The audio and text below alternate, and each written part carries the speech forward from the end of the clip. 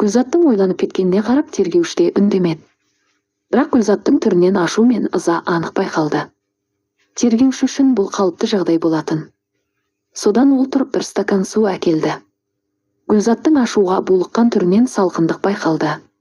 Салқындық, ашу, ыза, өшпенділік сезімдері Гүлзаттың ойына керемет жоспар алып келді. Бірнеше айдан соң Марат Гүлзатты мүгедектерге арналған арбасына отырғызып, Гүлмираға ұстатып кете барды. Гүлмира тәтей арбаны ұстап тұрғаннан гөрі өзі сол арбаға сүйеніп тұрған еді. Мараттың көлігі көрінбей кеткен кезде Гүлзат арбадан атып тұрды. Бұны көрген Гүлмира тәтейдің тіл аузы байланып сөйлей алмай қалды. Жаңа ғана инсульт алып, мүгедек боп қалды деп таныстырған адам өз күшімен арбадан атып тұрғаны Гүлмира тәтейді есеңгіретіп тастады. Гүлмира тәте, келісіп алайық. Менің күйеуім сізге қанша төлесе, мен де сізге сонша төлеп тұратын боламын. Бірақ сіз өзіңіздің жаңа ғана көргендеріңіз туралы ешкімге тіс жармайсыз, келістік пе? Гүлмира тіл қатпастан басын изеді. Керемет, олай болса келістік. Міне сізге бұл бастапқы жарна. Әр ай сайын осы күні келіп тұрыңыз, мен сізге ақшаңызды беріп тұрамын. Сонымен қатар сіз ай сайын менің күйеуіме менің жағдайымның бір қалыпты екенін және келудің қажеті жоқтығын айтып тұратын боласыз. Гүлмира тәте тағы басын изеді. Ақшаны алды да алды артына қарамастан бет ауған жағына кетті. Гүлзат әжесінің үйіне кірді. Кірсе үй шаң екен. Барлық жиһаз ақ матамен жабылған. Бір терезе сынған. Балалар үйге кіргісі келгенге ұқсайды. Гүлзат кереуеттің үстіндегі ақ матаны сыпырып алып жайғасты. Матаны көтергендіктен жан-жағы шаң-шаң болды. Содан Гүлзат кереуетте отырып біраз ойланды. Бір кезде тығып қойған телефонын алып біреуге қоңырау шалды. Келе берсең болады. Иә, бәрі сен айтқандай болды. Мен қазір ауылдағы марқұм әжемнің үйіндемін. Содан Гүлзат орнынан тұрып үйді жинауға кірісті.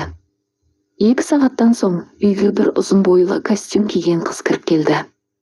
Қолында пакеті бар. Бұл шарап және өзіммен бірге кешкі ас. Мен қуырылған жұмыртқаға тоймайтынымды білесің ғой, деп күлді Жанар. Жанар, жарайсың. Дұрыс істедің. Сені көргеніме қуаныштымын. Жанар мен Гүлзат дастархан жаюға кірісті. Бір кезде Жанардың көздері үлкендерге арналған жөргектерге түсіп кетті. Гүлзат, сен қаншама уақыт осы жөргектерді киіп, осыларға дәрет сындыруға мәжбүр болдың ғой. Иә, айтпа.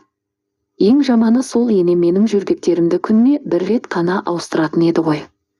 Кейде оған білдіртпей дәретханаға өзім барып келетін едім. Сонда менімен шаруасы жоқтығы соншама мені байқамайды. Деп екі құрбы күліп жіберді. Екеуі дастарханға отырып ас ішті. Ас ішіп отырып алдағы уақытты жоспарлауға тырысты. Енді не істеймін?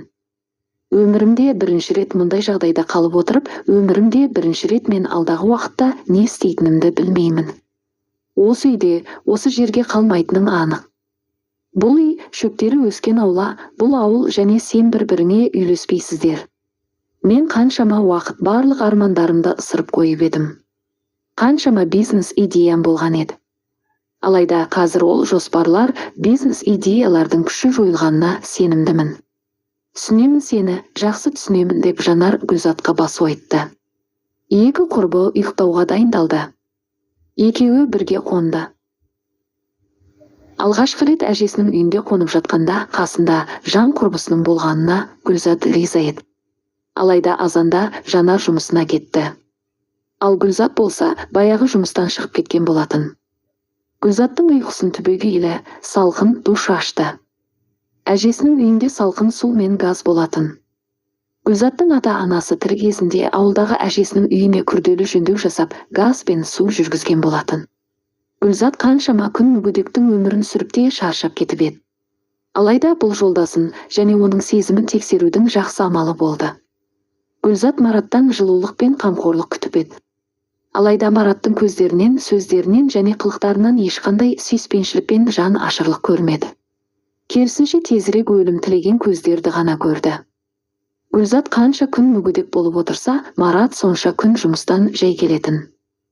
Қамқорлық танытып, жуындырып, тамақтандырып, киімін ауыстырып көрген емес.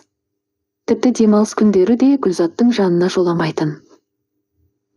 Гүлзат осының бәрін ойлап бір күрсінді де үйден шықты. Дүкенге барып азық-түлік, басқа да үйге керек жарақтарды алмақшы болды. Дүкенді Гүлзат тез тапты. Бала кезде тұрған дүкен дәл сол жерде әлі тұр екен. Дүкенге кіріп еді, сол бала күнгі иіс, жаңа ғана піскен нан мен балқын сүттің иісі. Гүлзат дүкеншіні бірден таныды. Дүкеншінің аты Айгерім болатын. Гүлзаттың бала кезінде Айгерім осы дүкенге сатушының көмекшісі болып жұмысқа тұрған еді. Қазір көмекші емес, дүкеншінің нақ өзі болып тұрғаны айдан анық көрініп тұр. Айгерім тәте, саламатсыз ба? Сіз мені танымадыңыз ба? Жоқ, танымадым. Мен Гүлзатпен, есіңізде ме? Ақкүміс әжейдің немересімін. Массаған Гүлзат, сенсің бе? Мен сені қалайша сені танымай қалдым. Деп Айгерім Гүлзатты құшақтап бетінен сүйді.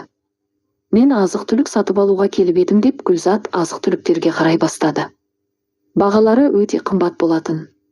Тіпті қалалық дүкендермен салыстырғанда ауылда қымбаттырақ.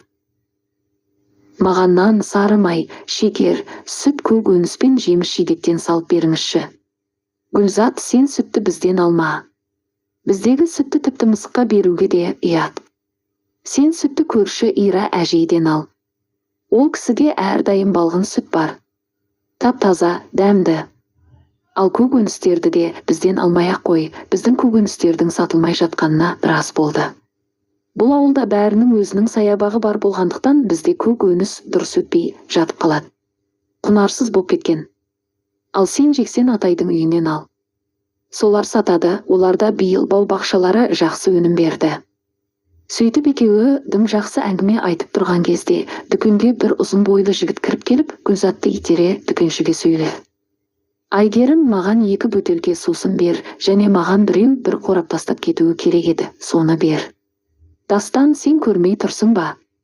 Сенің алдында адам тұр. Заттар сатып алып жатыр. Ал сен болсаң ештеңеге қарамай басып кірдің.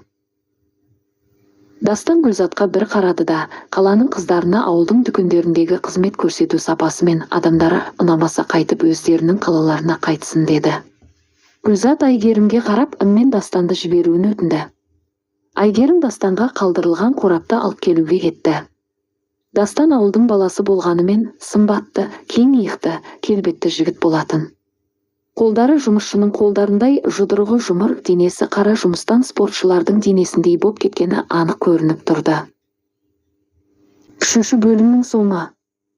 Жалғасы бар.